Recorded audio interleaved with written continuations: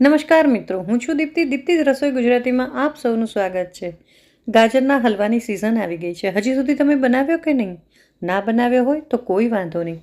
ગાજર ખમણવાની ઝંઝટ વગર આજે હું તમને ઇઝીએસ્ટ વેથી ગાજરનો હલવો કેમ બનાવવો એ બતાવીશ.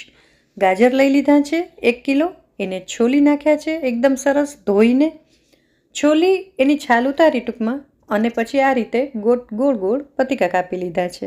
આ રીતે હું બધા જ ગાજરના પતિકા કાપી લઈશ. તમે લોકો પણ અત્યાર સુધી મારી જેમ બહુ બધો ટાઈમ ખમણવામાં, ખમણી વાગે એમાં ટાઈમ પાસ કરતા હતા ને?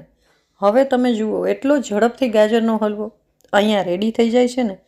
અહીંયા મેં કુકર લઈ લીધું છે, એમાં હું ઘી નાખીશ. ઘી આમાં હલવામાં બહુ જોઈએ નહીં, છતાંય તમને મન થાય શિયાળો છે એટલું નાખવું. મેં અહીંયા 1/4 કપ નાખ્યું છે. ઘી ગરમ થાય એટલે હું એમાં 3 થી 4 એલચી નાખી દઈશ. આખી એલચી જ નાખી દેવાની છે. ગરમ થઈ જાય એટલે આપણે જે ગાજર સુધારીને રાખ્યા છે ને મોટા મોટા પીસમાં, એ નાખી દેવાના છે અને એને થોડા સાતળવાના છે.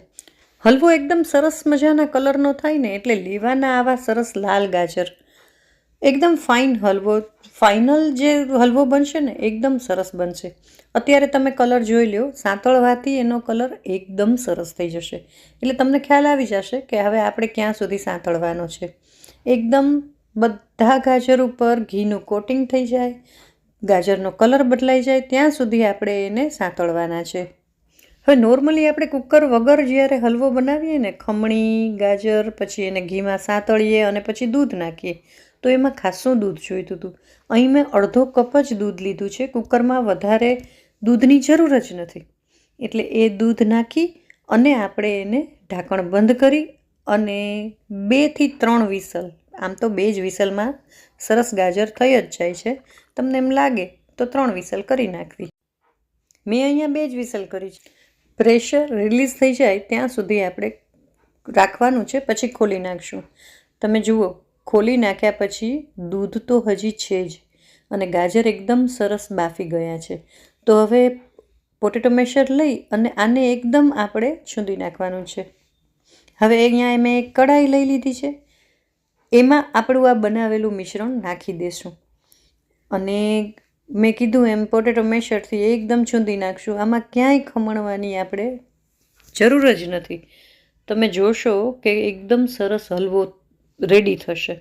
હવે મેં આ ફોતરા જે એલચીના છે ને, એ દાણા કાઢી અને એલચીના ફોતરા કાઢી નાખ્યા છે.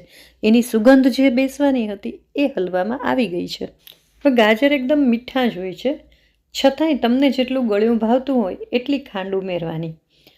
ઘણીવાર ઘણા વચ્ચેનો પાર્ટ, જે પિત્તાનો પાર્ટ હોય એ કાઢી નાખતા હોય છે. તમને એમ લાગે તો ગાજરની બહારનું પડ જ લેવું, બાકીનો પાર્ટ કાઢી નાખવો.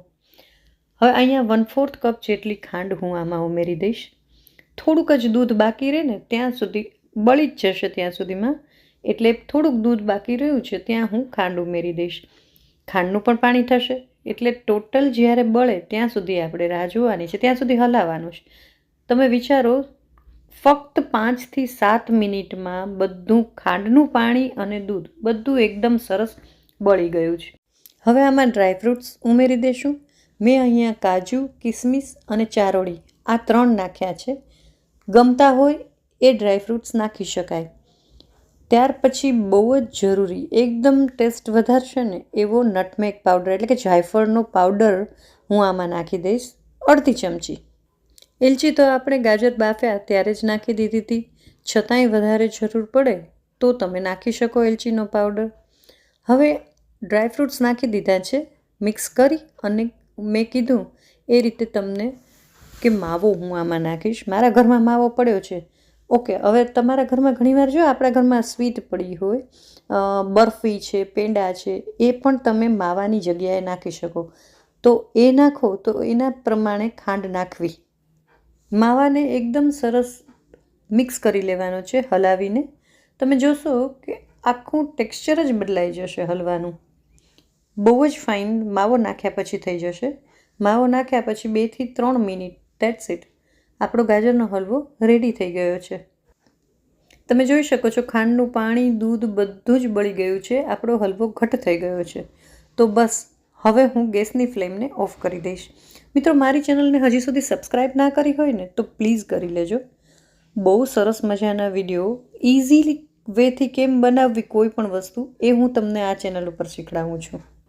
બધું જ બનાવતા હોય છે, છતાં પણ બધાની સ્ટાઇલ અલગ હોય છે, થોડીક રીત અલગ હોય. ક્યારેક આ રીતે ટ્રાય કરી જોજો. બહુ ફાઇન હલવો બને છે, બહુ ઝડપથી તૈયાર થઈ જાય છે. આજની રેસીપી તમને કેવી લાગી કમેન્ટ કરીને જરૂરથી જણાવશો. જે લોકોને મારી જેમ સ્વીટ ટૂથ હોય, ગળ્યું બહુ ભાવતું હોય, એ લોકો સાથે વધારેમાં વધારે માણસો સાથે શેર જરૂર કરશો. સિઝનમાં અમારા ઘરમાં ગાજરનો હલવો પરમેનન્ટ રહે છે. મારા હસબન્ડને બહુ ભાવે છે, એટલે રેગ્યુલર એને જમવામાં થોડુંક ગળ્યું જોઈએ. કાયમ બને છે. તમારા ઘરમાં બને છે કે નહીં? કમેન્ટ કરજો, જરૂર જણાવશો. આજના વિડીયોમાં આટલું જ. ફરી મળીશું નવા વિડીયો સાથે, નવા સબ્જેક્ટ સાથે. ત્યાં સુધી આવજો. અને મિત્રો, સિઝનલ કઈ રેસીપી તમારે મારી ચેનલ ઉપર જોવી છે એ પણ કહેજો, તો હું એ પણ બનાવવાનો પ્રયત્ન જરૂર કરીશ. ગાજરનો હલવો ખરેખર બહુ સરસ બન્યો છે, ટ્રાય જરૂર કરજો.